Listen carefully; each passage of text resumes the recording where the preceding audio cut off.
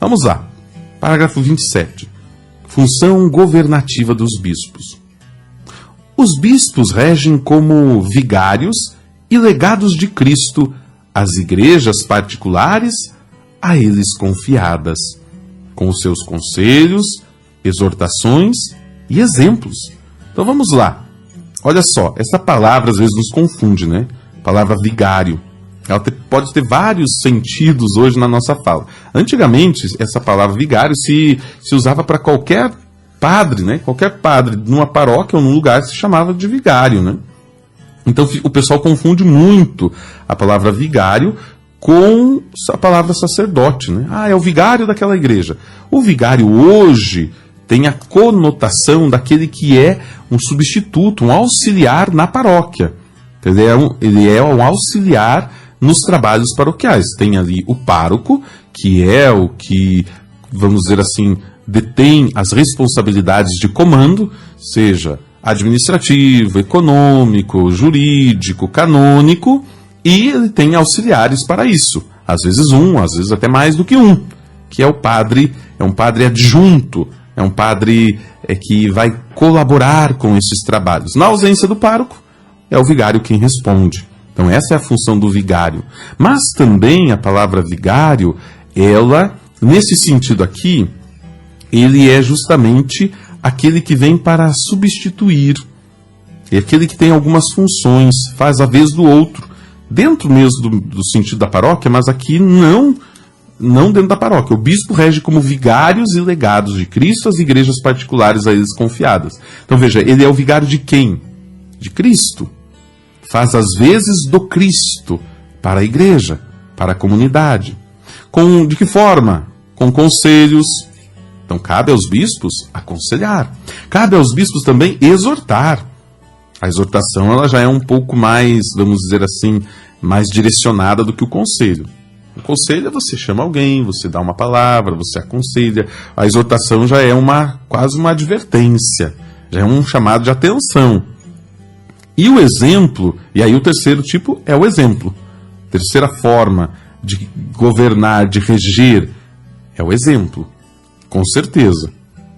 Se não tiver o exemplo, de nada adiantam as palavras.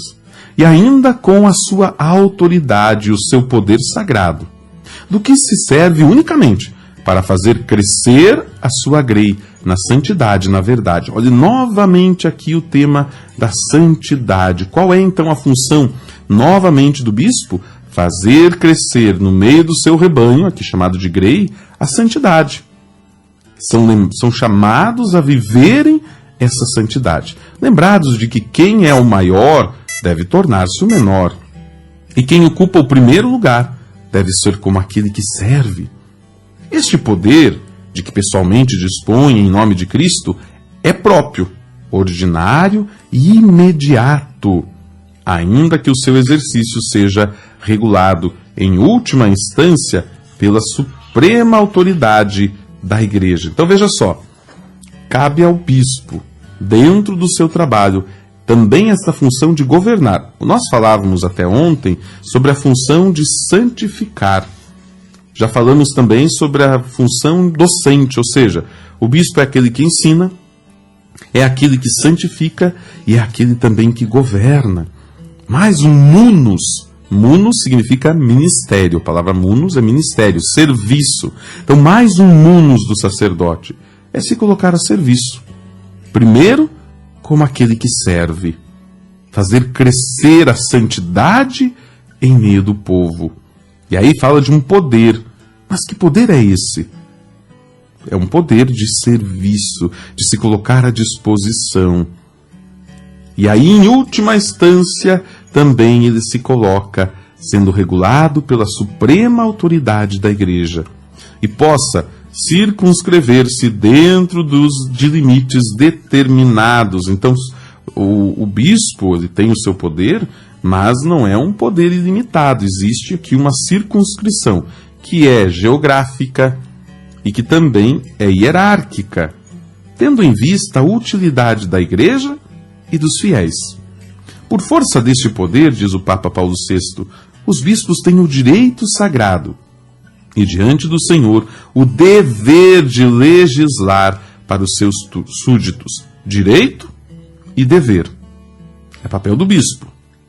De legislar para os seus súditos, de os julgar e de regular tudo quanto diz a organização do culto e do apostolado. Então é grande a função que cabe aos bispos dentro da diocese e dentro de todos os trabalhos que essa lhe oferece. Primeiro, veja só que tem um aspecto muito importante, é o culto. Ou seja, o cuidado com a liturgia. Dentro da liturgia nós temos os cantos, nós temos a figura dos ministros extraordinários da Sagrada Comunhão, que nós chamamos de ministros da Eucaristia, né? Também nós temos os coroinhas, os acólitos, nós temos os leitores, nós temos os salmistas, nós temos as equipes de acolhida. Tudo isso tem a ver com liturgia. Então cabe ao bispo também o dever, o direito sagrado e o dever de legislar sobre os seus súditos e sobre a organização. Então do culto, em primeiro lugar, mas também do apostolado. O que seria esse apostolado? É justamente esta missão de evangelizar. Nós, como igreja, temos a função de evangelizar, levar a palavra de Deus a tantas quantas pessoas for necessário. E vamos usar de que forma para fazer isso? Aí que vem também o papel do bispo. Como vamos fazer para evangelizar? Cabe ao bispo dar essas orientações. Na ação evangelizadora, orientando a catequese, orientando as pastorais, os movimentos. Mas também o bispo não pode fazer tudo sozinho. Então, de que forma que isso acontece? Acontece também contando com a ajuda de outros padres. Então, com os sacerdotes nas paróquias e também coordenando pastorais e movimentos, é que este trabalho vai, então, acontecendo. Mas, em última instância, quem corresponde a tudo isso é o bispo. Cabe a ele esta função. E cabe a nós o dever também, né? Nós temos, geralmente, na vida é assim, né? Tanto na sociedade civil como na sociedade religiosa. A gente sempre procura os nossos direitos. Ah, porque eu tenho direito a isso, eu tenho direito àquilo. Mas e os nossos deveres? As nossas funções? Como vamos exercer os nossos deveres?